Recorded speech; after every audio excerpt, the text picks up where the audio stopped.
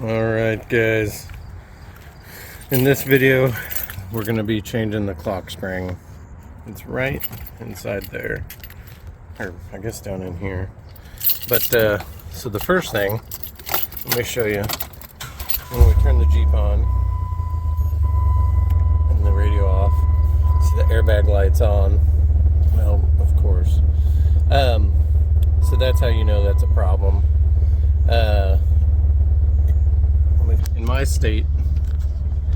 my state, if you have over 150,000 miles, you have to have it inspected, and that will not pass. So what you should check first to actually diagnose it's a clock spring, like in my, it's a filthy mess, and I drive it off-road and in the mud and no top, no doors and nothing. But down here under the seats, there's a wiring harness that if that comes loose or comes apart, that will cause problems. So check that on both the driver and the passenger side. That might solve your problem. All right, so I'm pretty sure it's the clock spring. There's other reasons why that light could be on, but the turn signals work, the cruise control works, the horn works, and so it's a little unusual. It could be a fuse or something else, but we're going through the process anyways. I've done this once before, and then there was a recall on it, and so they put this new shroud on there, and so this new shroud only makes this more complicated. But the first step is to disconnect the battery. Let's do that. So I have a winch solenoid box here that you can just ignore. Most people won't. Anyways, I put a towel under there after unhooking both of them. That way there's no way those can come in contact. While that's sitting for a while, you will want to get together some of the tools you'll need. Probably need an impact, a couple screwdrivers, like a right angle pry bar type of thing, maybe a steering wheel puller. We're gonna see. I'm gonna get a little table out and we'll get everything together. So wish me luck. All right, so with battery disconnected, check out the stickers. You disconnect the battery because one of the first things you have to do is take this airbag off. This new shroud has a hole down here, and then there were originally two other holes, one here and one on this other side, because there's 3 clips that hold that on. They got rid of those 2 holes because that was part of the recall, that dirt was getting down in there. But when you're like me, it's like, you know, dirt gets everywhere. So it just made it harder for me to replace it. We'll probably take this shroud off first. That way we can kind of see back up in there. So let's do that. There are the 3 screws that hold that on. It's a Torx something, 2025. Something else I maybe failed to mention was I try to get this perfectly straight. You want the steering wheel as straight as you can get it when you pull into wherever you're gonna do this. Okay, let's get this shroud off. I lowered this, that way this can move up and down, because this is probably gonna be a bit of a chore. The shroud off is a booger. So I've got it down to that point, and I'm gonna go over to the other side and try to unpeel it. The top came off pretty easy, but in the world, nothing goes easy. Haven't quite got it figured out. This lower piece off, it just unpops from the top, and then it has a hinge down here, and that just rolls out of the way. And so that should be enough to let this move and this to pull out, because I was getting hung up underneath, because on this piece there's that little lip right there. So we'll try it. Yes. I was able to wiggle it out of there. What an ordeal. All right, airbag time. Let's let me show you I bought a bunch of Harbor Freight tools, but this is one I had that I'm gonna try to get in there, pop it. All right, I've realized it's not physically possible. I thought with that shroud out of the way, right down here, I would be able to reach up inside from behind. I popped that bottom one off already. That wasn't not a huge deal, but the other 2, I'm pretty sure are right on either side of where the steering wheel, like right in here. Let's see. So this hole goes all the way. Oh, it's there towards the back. You can look up in there kind of and see that little clip. So I think the other ones are right here and over there. Unfortunately, there's no way to know. So a moment and thank Jeep for that permanent solution. That still, like, here I am jacking with this. I'm not 100% sure what I'm gonna do to get that open, but I'll let you know. There's probably a million ways of doing this. I watched another YouTube video to confirm the hole is pretty much right next to this beam, cross beam. I'm going to use a small M12 drill with a 1/2-inch drill bit and just slowly and gently put a hole there and see if that's, you know, where it needs to be. Then just kind of notch that out as I need with probably a razor blade will cut that. I mean, this is pretty thin plastic. I might need a multi-tool or something, who knows. But yeah, here we go. That seemed to have worked okay.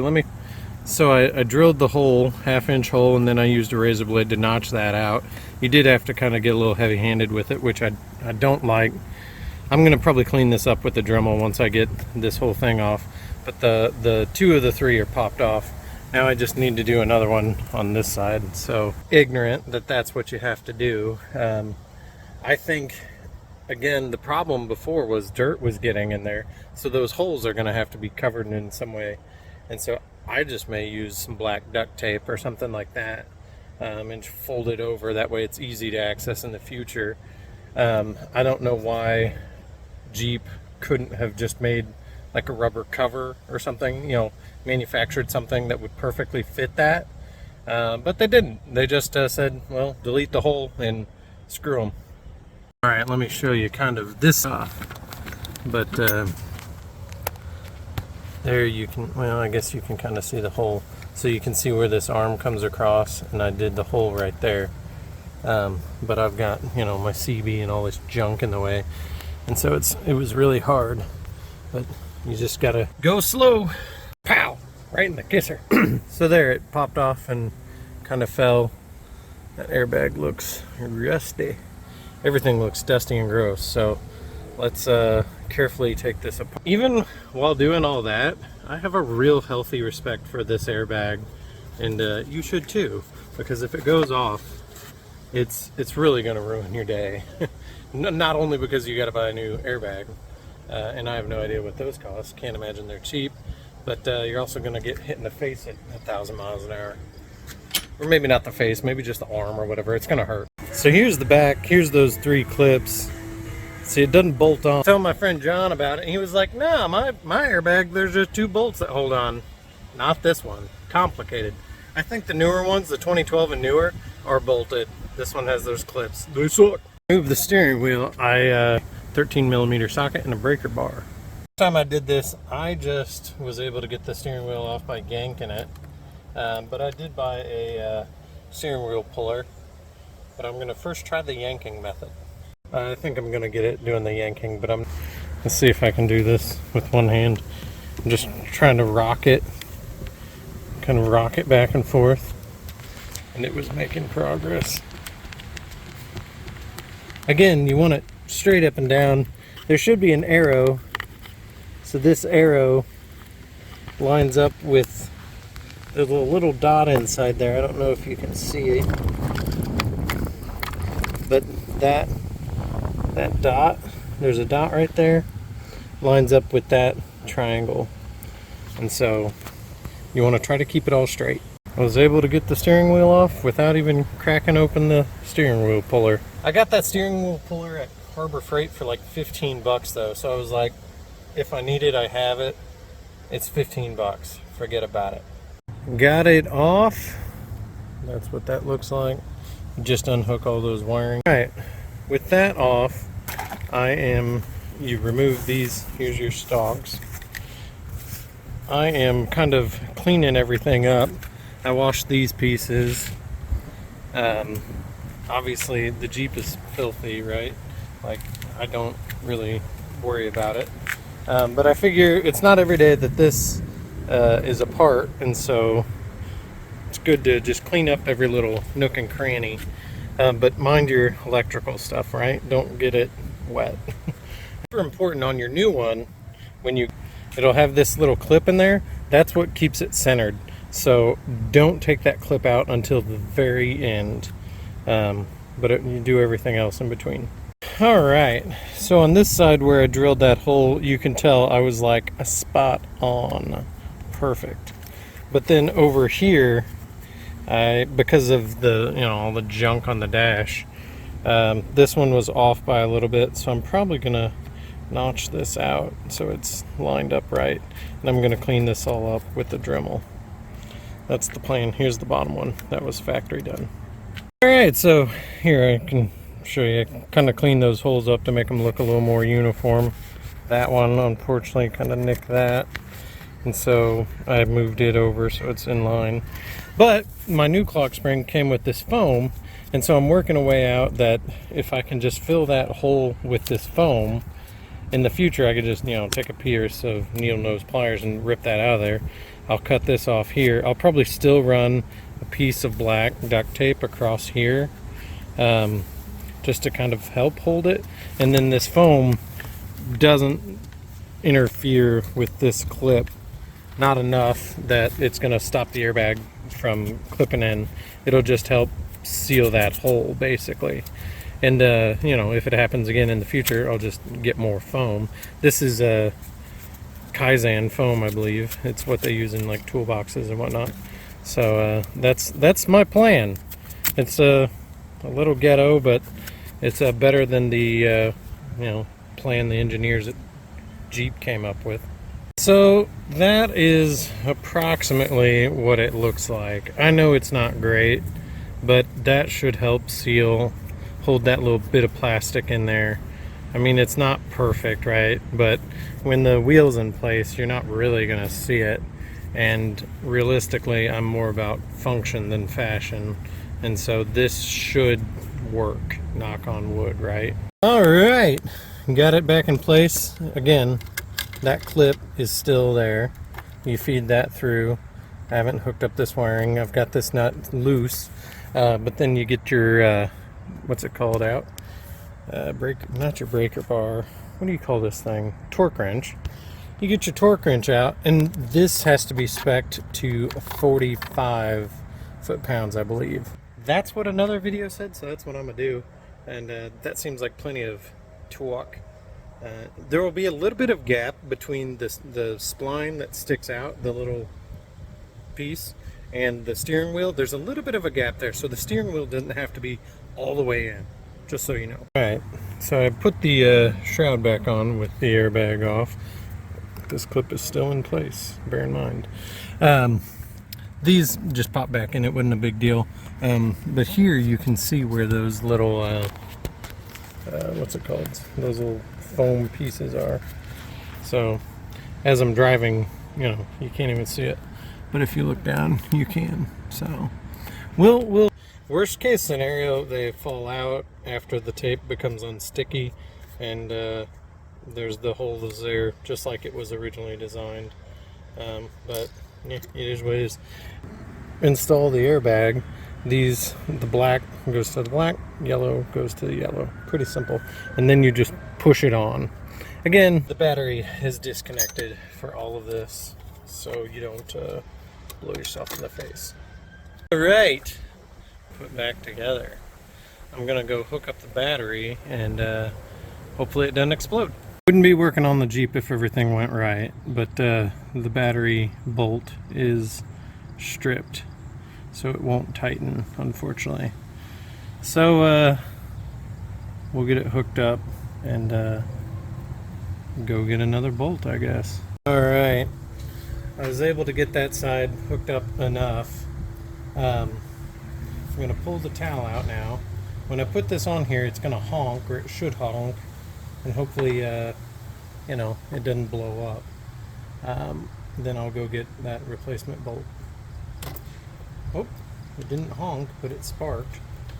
So, and nothing blew up. So I call that a success. Okay. Now the real test. When I start it, the light may still be on. Alright. No explosion. Oh, is the light off? No way. Huh. Sure enough, light's off. Usually, from what I hear, you have to drive around a little bit. Let's see if the horn works. Nope, the horn's not working. That's not a good sign. But the airbag light is off. Alright, so it is in and it's working. I drove up to the auto parts store and replaced that little terminal deal. Here you are. Life's good. Well, okay, the horn's not working. So I don't know that it worked before. I'm going to take the horn off and see if maybe it's just the horn that's the problem. In my haste, sorry, I plugged this wiring deal back in for the horn, and so I had to take the airbag off again. Now, because I did not pull the whole steering wheel, I couldn't really get behind there, but I did put some black tape on here, some duct tape. I did fill that with that foam again. Let's hook the battery back up. And hopefully it honks this time. Alright. Alright. It has been a day.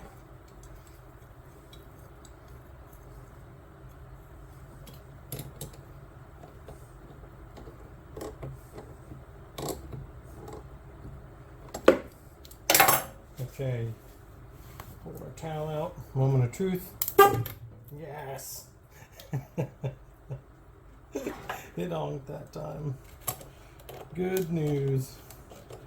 Hopefully the world is red as rain now. I was over here racking my brain. I was like, there's no way that the brand new Clockspring is bad. Then I was like, I checked the fuses, I checked all sorts of stuff, and I was like, this is insanity. Sure enough, I just know everybody's wondering. It works. So, and the light is gone. Life is good. It only took, 4.5 hours start to finish. But, problem solved.